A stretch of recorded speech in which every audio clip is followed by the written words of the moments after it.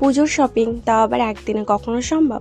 একদমই নয়। তাই জন্য ও আর আমি আবারও বেরিয়ে পড়েছিলাম স্প্ল্যানেটের দিকে যাব বলে।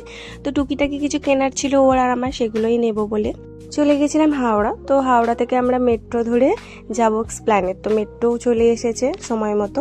তো আমরা মেট্রোতে উঠেও পড়েছিলাম। তো মেট্রো করে আমরা চলে গেলাম স্প্ল্যানেট। তো ওখান থেকে ডাইরেক্ট চলে গেছিলাম ভিমার্ট। আমরা যখনই আসি তো ভিমার্টেই ফার্স্টে আমরা ঢুকি, কারণ ওখানে এত ভালো কালেকশন যে আর কোথাও যাওয়া দরকার পড়ে না। তারপর ওর কিছু শার্ট দেখছিল নেবে বলে, তারপর আমি চলে গেছিলাম টপের দিকে। তো কিছু টপ নেব বলে এমনি নর্মালি মানে পরার জন্য। এবারে দেখলাম ভালোই কালেকশান ঢুকেছে ভিমার্টে। তো তোমরাও চাইলে আসতে পারো, এখানে কালেকশান জাস্ট দারুণ।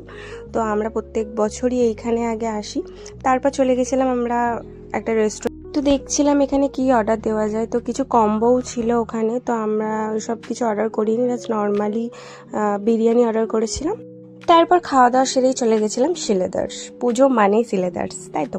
তো ওখানে কিছু কালেকশান দেখবো বলে গেছিলাম, কেমন কি কালেকশান এসেছে। তো আমারই নেওয়ার ছিল, ওর কিছু নেওয়ার ছিল না। তারপর ভিড়টা দেখলাম মোটামুটি ছিল, আর কালেকশান মোটামুটি দেখলাম। তো তারপর ঘুরে ফিরে এদিক ওদিক দেখে একটা পছন্দ হলো, যাও নিয়ে নিলাম। তো চলো আজকের মতো এইটুকুই, দেখা হবে নেক্সট ভিডিওতে। এবার বাড়ি যাব। তো এখন আমরা স্প্ল্যানেট থেকে মেট্রো ধরে এবার যাব হাওড়ার দিকে।